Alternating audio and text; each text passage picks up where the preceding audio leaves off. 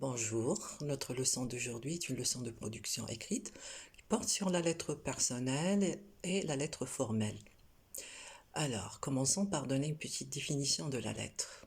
La lettre est un genre d'écrit envoyé par un expéditeur, celui qui écrit la lettre, à un destinataire, celui qui reçoit la lettre. La lettre est toujours porteuse de messages, soit demander ou donner des nouvelles, soit annoncer une nouvelle, soit faire une invitation. Et la lettre a comme synonyme les mots missive, correspondance et courrier. Alors ce genre d'écrit a donné naissance à un genre un genre littéraire qu'on appelle le genre épistolaire, qui a vu le jour au XVIIIe siècle et qui était essentiellement basé sur la correspondance par lettres. Alors, comme je l'ai mentionné tout à l'heure, on va voir aujourd'hui deux types de lettres. D'accord? Alors, commençons par la lettre personnelle.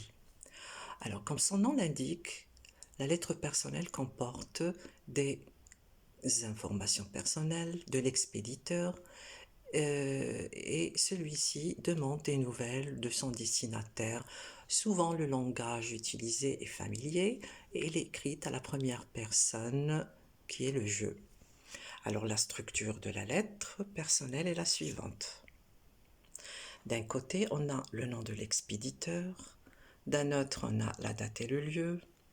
On a ce qu'on appelle les formules d'appel, chère cousine, chère amie, chère tante, chère grand-mère. Et puis on a le contenu de la lettre. Puis après, on a les formules de politesse. À très bientôt, au revoir, bisous. Et on a à la fin la signature de la lettre. Celui qui écrit la lettre doit signer sa lettre. Des fois, on peut ajouter ce qu'on appelle un PS ou bien un post-scriptum. C'est quoi ce post-scriptum? Le post-scriptum, c'est un mot latin qui signifie message annexe, ajouté à la fin d'une lettre personnelle, généralement après la signature, et il est facultatif. Facultatif, ça veut dire que il n'est pas nécessaire. Des fois, on peut l'ajouter quand on a des ajouts. Sinon, on ne l'ajoute pas. Passons maintenant à la lettre formelle, ou bien on peut l'appeler aussi officielle. Alors, la lettre formelle, c'est celle avec laquelle on s'adresse à un responsable, un directeur, un ministre. Et ce genre de lettre a pour fonction une demande, souvent professionnelle ou administrative. La structure de la lettre formelle est la suivante.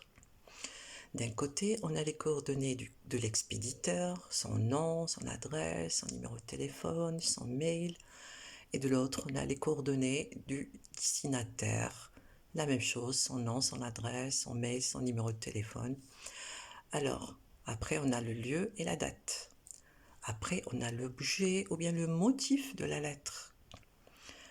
Après, on a les formules d'appel. Alors, puisqu'on s'adresse à un responsable, on lui dit monsieur le directeur ou bien madame la directrice. Puis après, on a le contenu de la lettre. Après avoir fini, on ajoute la formule de politesse qui peut être comme suit. Je vous prie d'agréer monsieur le directeur mes remerciements les plus distingués. Après, on a la signature. Toutefois, il faut signaler que dans la lettre formelle, le langage utilisé est soutenu puisqu'on s'adresse à un responsable. Et le pronom personnel utilisé, c'est le vous. Donc, c'est tout ce que j'avais à dire à propos de la lettre. Je vous dis au revoir et à la prochaine leçon, Inch'Allah.